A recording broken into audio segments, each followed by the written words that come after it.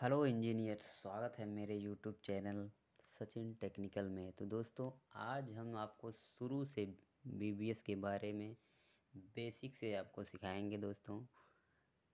बार bending schedule क्यों हम बनाते हैं, इसका क्या पर्पज है, इसका क्या एडवांटेज है, और इसका जो है साइट पर की क्या रोल है।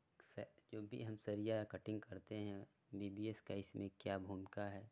तो दोस्तों, इसके बारे में बेसिक से एकदम पूरी जानकारी आपको बताएंगे। तो दोस्तों, हमारे वीडियो पर बने रहिएगा।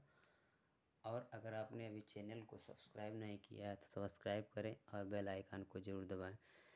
तो दोस्तों, सबसे पहले जो बीबीएस का बेसिक से हम चल रहे हैं, जो सबसे पहला पॉइंट आपका है, what is bar bending schedule. मतलब बार बेंडिंग शेड्यूल होता क्या है। तो दोस्तों, बार bending schedule is the process of cutting and bending of reinforcement. Bar bending schedule सरिया को कटिंग करना, बेंडिंग करना इनटू रिक्वायर्ड शेप, यानी जो हमको साइज की ज़रूरत है, जो शेप का ज़रूरत है, उस हिसाब के इसको कटिंग करना और बेंड करना, और मेकिंग द लिस्ट, और उसका एक लिस्ट बनाना, ताकि हम जो है साइट पर इसको आसानी से जहाँ ज़रूरत हो वहाँ इसको प्रोवाइड कर सकें। यही क्या इसका कहलाता है, बार बेंडिंग शेड्यूल कहलाता है। तो दोस्तों, इसमें लिस्टिंग में हम कौन कौन से लिस्टिंग करते हैं। पहला है आपका लोकेशन एंड मार्किंग ऑफ बार। हमको जो है बार जो साइट पर मंगवा रहे हैं उस किस लोकेशन पे रखें जहाँ से हमको ले जाने में सुविधा हो और मार्किंग करने में सुविधा हो, ताकि वह जिस साइज़ का हम चाह रहे हैं उस साइज़ में उसका कटिंग करवा सकें। और दूसरा जो है आपका टाइप ऑफ बार, कौन सी टाइप का बार हमको चाहिए। एफ ई 250 चाहिए, एफ ई 450 चाहिए, एफ ई 500 चाहिए। जिस भी टाइप का आपको सरिया चाहिए, बार चाहिए, उस हिसाब से हम उसको मंगवाएंगे। तीसरा आपका कटिंग लेंथ ऑफ बार, किस लेंथ की सरिया हमको कटवाना है और किस मेंबर में किस लेंथ का सरिया लग रहा है, इस सब का जो है एक लिस्ट बनाते हैं इसमें। नंबर ऑफ बार्स, कितने बार्स यूज हो रहे हैं, एक मेंबर में कितना बार यूज हो रहा है, इसके बारे में इसमें हम लोग देखते हैं। और फिर अगला है आपका बेंडिंग डिटेल्स ऑफ बार, जो भी सरिया हम मोड़ रहे हैं उसका बेंड 90 पे कर रहे हैं, 80 पे कर रहे हैं, कहाँ किस मेंबर में किस स्थान पर कहाँ पर कितना बेंड करना, इस सब के बारे में यहाँ पर डिटेल्स में हम इसमें जानते हैं। और टोटल क्वांटिटी, मतलब अगर हम टोटल जो हमारा बेंडिंग कर रहे हैं, सरिया मंगवा रहे हैं, किस मेंबर में कितना लग रहा है, इस सब का जो है इकट्ठे करके टोटल सरिया का क्वांटिटी निकालते हैं कि टोटल सरिया साइट पर कितना अभी तक यूज हुआ है। इन सब के बारे में इसमें हम जो है सीखते हैं। तो टोटल क्वांटिटी हमको जो है यहाँ से पता चल जाता है। Of each bar in A reinforcement drying of structure, यानी जो ड्राइंग दिया गया स्ट्रक्चर का, उसके प्रत्येक मेंबर में जो रेनफोर्समेंट लग रहा है, इन सब के बारे में फुल डिटेल्स में जानकारी होना ही इस प्रोसेस को क्या कहलाता है, जो है शेड्यूल कहलाता है। यानी सरिया जो लग रहा है, किस मेंबर में कौन सा सरिया लग रहा है, किस कटिंग लेंथ का लग रहा है, किन कौन से साइज का लग रहा है, और टोटल सरिया कितना लग रहा है, इन सब का लिस्ट एक बनाना ही प्रोसेस क्या कह इसका प्रोसेस ही क्या कहलाता है, बार बेंडिंग शेड्यूल कहलाता है। अब इसमें आगे हम दूसरा जो ऑप्शन है उसमें पढ़ते हैं दोस्तों कि advantage of bar bending schedule, कि बार बेंडिंग शेड्यूल जो हम बनाते हैं उसका लाभ क्या है, बार बेंडिंग शेड्यूल बनाने का ज़रूरत क्या है। तो दोस्तों, इसका सबसे मेन रीज़न जो है क्या है, cutting length and bending of reinforcement can be done. इससे जो है हमको किस लंबाई का सरिया काटना है और कितना बेंड करना है, कहाँ पर बेंड करना है, इसके बारे में हमको जो है मालूम हो जाता है। और दूसरा, BBS avoid wastage of steel reinforcement at this safe project का, और बीबीएस से जो है जो स्टील लगने वाला है उसका वेस्टेज नहीं होने पाता है। हम जिस भी लंबाई का चाहते हैं, हमको मालूम रहता है, हम उस लंबाई का सरिया का कटिंग लेंथ करवा लेते हैं। और इससे क्या होता है कि वेस्टेज बहुत कम निकलता है, और साथ ही जो प्रोजेक्ट चल रहा है हम उसका कास्ट जो है कम हो जाता है। वेस्टेज ज़्यादा नहीं होगा तो कास्ट भी जो है कम आएगा। और तीसरा है आपका it's provide better estimation of reinforcement state requirement for each and every structure member. यह प्रोवाइड करता है कि एस्टीमेट में जो सरिया लग रहा है ज़रूरत के हिसाब से प्रत्येक सरिया की प्रत्येक मेंबर में कौन सा सरिया लग रहा है और कितना लग रहा है, इस सब के बारे में फुल डिटेल्स में इसमें हम सीख लेते हैं। अगला पॉइंट है दोस्तों, BBS is very much useful during auditing of reinforcement and provide check और थिप्स एंड फिल्थरेज। यानी बीबीएस से हमको यूजफुल ऑडिटिंग करने में दिक्कत नहीं होता है कि सरिया कौन सा कहाँ रखा हुआ है और कहाँ से सरिया कौन सा हमको मंगवाना है। और साथ ही ये चोरी और धोखाधड़ी से भी जो है इससे बचत हो जाता है, तो इसका चांस बहुत कम हो जाता है। और नेक्स्ट आपका है it's enable easy and fast preparation of bills of construction work for client and contractor.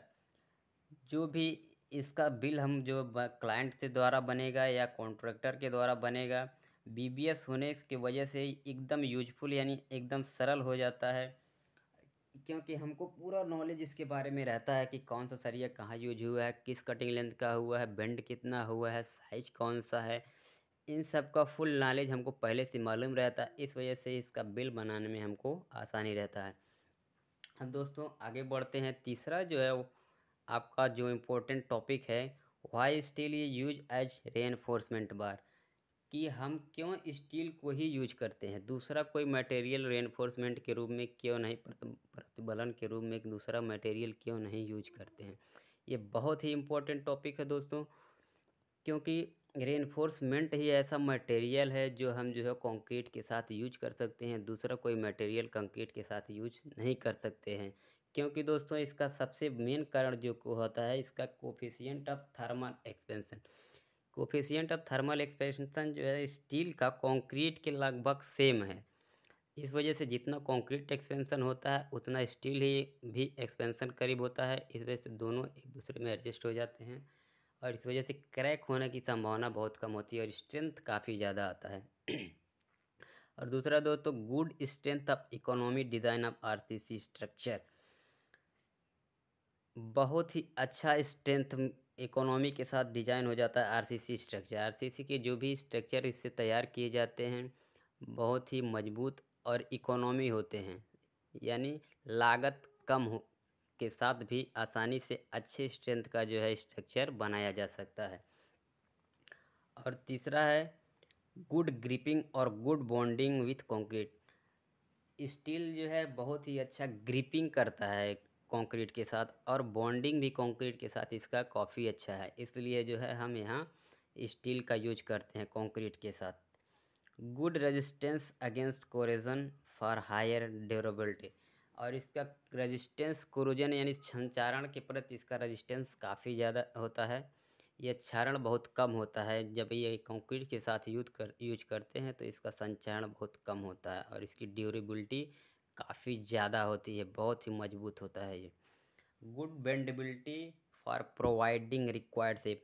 और इसको जिस भी आकार में हमको बेंड करना है, जिस भी साइज में बेंड करना है, आसानी से इसको हम जिस रिक्वायर्ड में हमको ज़रूरत होता है उस शेप में हम इसको आसानी से बेंड कर सकते हैं। तो ये सब बहुत ही इम्पोर्टेंट कारण थे जिस वजह से हम रेनफोर्समेंट को ही यूज किया करते हैं। अब दोस्तों आपका चौथा है जो बार बीबीएस हम बना रहे हैं, उसमें चौथा जो टॉपिक इम्पोर्टेंट टॉपिक आने वाला है वो आपका है टाइप्स ऑफ बार। यानी अगर हम बीबीएस बना रहे हैं किसी भी साइट पर तो वहाँ पर कौन से जो है साइज का कौन से टाइप का बार यूज हुआ हो रहा है, इस सब का बारे में हमको जो है बीबीएस में नॉलेज होना चाहिए। तो दोस्तों इसमें आता है FE 250, FE 450, FE 550, FE 500। अब बहुत सी ज़्यादा अब टोर बारें यूज हो रही हैं, तो ये टाइप्स ऑफ बार इसमें हमको मालूम होना बहुत ही ज़रूरी होता है। अब दोस्तों नेक्स्ट जो हमारा जो है टॉपिक है बीबीएस का अगला पॉइंट जो हमारा है वह है size and unit weight of बार। जो बार हम साइट पर मंगवा रहे हैं उसका साइज क्या रहेगा और उसका पर मीटर का वेट क्या होता है, इसके बारे में हमको पूरी जानकारी होना ज़रूरी है। तो यहाँ पर दोस्तों हम देख रहे हैं, बता रहे हैं आपको, dia of bar unit weight of bar D square upon 162। ये जो है, इस डी स्क्वायर ऐसा फार्मूला है, डी स्क्वायर बाई 162। अगर हम किसी भी सरिया का वेट निकालना चाहते हैं और वो भी पर मीटर का, तो इस फार्मूले से हम आसानी से निकाल सकते हैं। और जब भी ये आएगा आपका किलोग्राम पर मीटर में ही आएगा, यानी अगर हम कोई भी सरिया ले रहे हैं, उसका 1 मीटर कटिंग करके, 1 मीटर का सरिया कटिंग करके अगर उसका वेट करेंगे, तो उसका वेट जो आएगा वो 1 किलोग्राम पर मीटर में आएगा, यानी 1 मीटर के सरिया का वेट आएगा। और सरिया का जो लंबाई होता है वह 12 मीटर का, अभी 12 मीटर का सरिया जो है आता है मार्केट में। जो सरिया उपलब्ध है वो 12 मीटर का आपका आता है। और जो ये हम निकालेंगे यहाँ पर इस फॉर्मूले से, वहाँ पर मीटर का वेट आपका आएगा। तो जिस मीटर जितने भी मीटर का सरिया रहेगा, इससे हम इसको मल्टीप्लाई करके फुल लेंथ के सरिया का वेट आसानी से निकाल लेंगे। तो दोस्तों 8 mm का सरिया आपका है, तो इसका पर मीटर का वेट आपका कितना आएगा, 0.395 kg पर मीटर। 10 mm का अगर सरिया आपका है तो आएगा 0.617 kg पर मीटर स्क्वायर। अगर 12 mm का सरिया है तो आपका 0.889 kg पर mm। 16 mm का आपका है तो 1.58 kg पर मीटर आएगा। 20 mm का आपका है तो 2.47 किलोग्राम पर मीटर आएगा। अगर 22 mm का सरिया यूज हो रहा है तो 2.987 kg पर मीटर आएगा। अगर 25 mm का सरिया यूज कर रहे हैं तो 3.858 kg पर मीटर आएगा इसका वेट। और 32 का अगर यूज कर रहे हैं तो 6.32 kg पर मीटर इसका वेट आएगा। तो दोस्तों इससे हम क्या हुआ, हमको क्या पता चलेगा बीबीएस में कि कौन सी साइज का सरिया, 10 का, 20 का, 12 का, 16 का, 22 का, 25 कौन सा सरिया कौन से मेंबर में और कितने लंबाई का, कौन से कटिंग में कितना बेंड करना है, इन सब के बारे में नॉलेज हो जाता है। अब छठा आपका पॉइंट जो बीबीएस में आ रहा है वो है बेंड डिडक्शन एंड वैल्यू। कि हम जो सरिया बेंड कर रहे हैं, मान लीजिए 12, 10, 20 का जो भी साइज का सरिया है, हम उसको बेंड कर रहे हैं, तो कौन से एंगल में, किस मेंबर में कौन से एंगल का सरिया, कौन से एंगल पर बेंड करें कि वहाँ पे जो है इसका यूज हो सके। तो दोस्तों अगर हम यहाँ पर कोई सरिया अगर ले रहे हैं, मान लीजिए अगर हम उसको 45 एंगल पर बेंड कर रहे हैं, अगर हम उसको 45 एंगल पर बेंड कर रहे हैं तो उसका वैल्यू जो आपका बेंड डिडक्शन आएगा, बेंड डिडक्शन 1D आएगा। 1D, डी यहाँ पर इसका क्या है, बार का डाया है, इसका डाया है। अगर हम कोई सरिया 90 पर बेंड कर रहे हैं तो उसका बेंड डिडक्शन आपका जो आएगा वो कितना आएगा, 2D। 2D, डी यहाँ पर उसका क्या है, डाया है। मान लीजिए अगर 20 mm का डाया आपका है तो 2 × 20 यानी 40 mm आपका जो है बेंड डिडक्शन हो जाएगा। और अगर 135 एंगल पर मोड़ रहे हैं तो इसका बेंड डिडक्शन आपका 3D आएगा। 3D डी जहाँ आपका जो है बार का डाया है। और अगर 180 एंगल पर कोई बार मुड़ रहा है तो उसका बेंड डिरेक्शन आपका कितना आएगा, 4D आएगा। तो इस तरह से किसी भी एंगल पे अगर हम कोई भी सरिया बेंड कर रहे हैं तो उसका बेंड डिरेक्शन हम इस तरह से इसको आसानी से फाइंड आउट कर सकते हैं। अब नेक्स्ट आपका इम्पोर्टेंट टॉपिक, इम्पोर्टेंट जो 7वां पॉइंट बीबीएस का है वो है standards code use for BBS. BBS में हम कौन से आईएस कोड का यूज करते हैं, जब भी हम बीबीएस बनाते हैं तो किस आईएस कोड के हिसाब से बीबीएस हम बनाएं कि ये हमारा एकदम एक्यूरेट आपका वैल्यू और उसका जो भी कटिंग लेंथ डिडक्शन जो भी आ रहा है साइड पर एक्यूरेट आए। तो दोस्तों अगर हमको प्लेन एंड रेनफोर्समेंट सीमेंट के लिए अगर आईएस कोड हम देखेंगे तो आईएस आपका 456-2000 यूज करते हैं।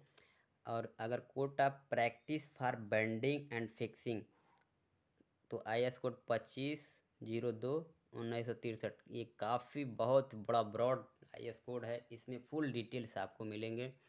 और तीसरा आपका है detailing of reinforcement in RCC work. RCC work में सरिया का डिटेल्स जो है आईएस 55/25/1969 में करते हैं। और कंक्रीट रेनफोर्समेंट डिटेलिंग जो है ESP 34 1987 में करते हैं। तो ये सब रहे IAS कोड, जिसमें हम जो है BBS का जो है BBS का जो है पूरा IAS कोड में हम इसको BBS जब बनाते हैं तो इन IAS कोड के हिसाब से ही BBS हम बनाएंगे। तो दोस्तों, उम्मीद है हमारा जो भी आज का लेक्चर है दोस्तों अच्छा लगा होगा। अगर दोस्तों अच्छा लगा तो हमारे इस चैनल को सब्सक्राइब करें, और आगे इससे भी बेटर, बढ़िया और भी अच्छी वीडियो देखने के लिए दोस्तों हमारे वीडियो पर बने रहिए। तो मिलते हैं दोस्तों अगले वीडियो पर। जय हिंद, जय भारत।